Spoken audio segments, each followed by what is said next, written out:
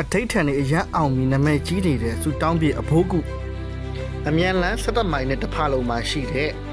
လှဲကူမြို့စာဘူးတောင်းကျေးရွာအုပ်စုကန်ဒီကျွော်မှာကင်းဝတ်စံပယ်နေတဲ့ပါရဇေဒီနဲ့ဖះရဲ့ခြေတော်ရာစူတောင်းအရန်ပြည့်တယ်ဆိုတဲ့အဖိုးကုကျွန်တော်တို့မိသားစုတွေဒီနေ့ပေါ့အမြန်လန်း17မိုင်တစ်ဖာလုံးမှာရှိတဲ့ရန်နာမည်ကြီးပြီးထင်ရှားနေတဲ့စူတောင်းရန်ပြည့်တယ်ဆိုတဲ့အဖိုးကုရှိတဲ့နေရာကိုကျွန်တော်တို့မိသားစုတွေတွားခဲ့ပါတယ်အဖိုးကုရှိသွားမယ်ဆိုလို့ရှိရင်တော့ဖြစ်နိုင်အဲ့ဒီနေကိုတက်တက်လွတ်စားပြီးတော့တွားစေချင်ပါတယ်တောင်းကတော့တက်တက်လွတ်တောင်းဖြစ်တဲ့အတွက်ကြောင့်မလို့အသားငါးတွေစားပြီးတွားမယ်ဆိုလို့ရှိရင်မတင်တော့ဘူးလို့ကျွန်တော်တို့ထင်ပါတယ်ကျွန်တော်တို့မိသားစုတွေရန်ကုန်ကနေပြီးတော့ထွက်တဲ့အခါမှာတောင်းချေကိုရောက်တဲ့အခါမှာတော့တနားရီခွဲပဲကြာပါတယ်လမ်းကတော့မိုးရွာထားတာဖြစ်တဲ့အတွက်ကြောင့်မလို့မြင်းဒီလမ်းလေးတွေကအရင်ခက်ခဲနဲ့ကျဉ်းတဲ့တန်းသွားရပါတယ်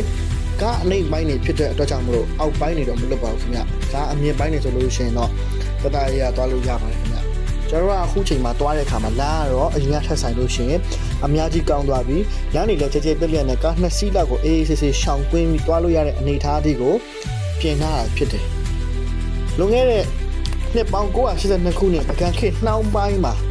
တဲเจ้าနဲ့ထုစစ်ပုံဖော်ထားတဲ့စီဒီတွေရှိပါတယ်ခင်ဗျအခုခါမှာတော့ကျွန်တော်တို့အဲ့ဒီစီဒီတွေမရတော့ပါဘူး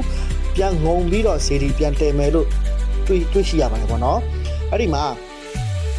ထူးခြားမှုကတော့နံပါတ်5ပါးကိုတွေးပြီးတော့အောင်တပြေနဲ့လှူဒန်းပြီးမြတ်စွာဘုရားရဲ့အရှိန်မှာဂုံတော်9ပါးနဲ့ရွတ်ဖက်ပြီးတော့ကိုယ့်ရဲ့လိုရာစုကိုတောင်းတယ်ဆိုလို့ရှိရင်တော့ဆူတောင်းပို့ပြီးပြည့်တယ်လို့လည်းကျွန်တော်သိခဲ့ရပါတယ်ဒီအမြန်လန်း17မိုင်တစ်ဖာလုံးမှာရှိတဲ့ပါထစီဒီနဲ့ဘုရားရဲ့ခြေတော်ရာဆူတောင်းပြည့်တဲ့အဖိုးကူကိုတော့ဘို့တန်ခဝန်ဆောင်တောင်ကလေးစီရတော်ကနေပြီးတော့တွေ့ရှိခဲ့တာဖြစ်ပါတယ်အဲ့ဒီအခါမှာကျွန်တော်တို့ဖျားဘူးတွေလာရောက်ပြီးတော့အစဉ်ပြေစီရန်အတွက်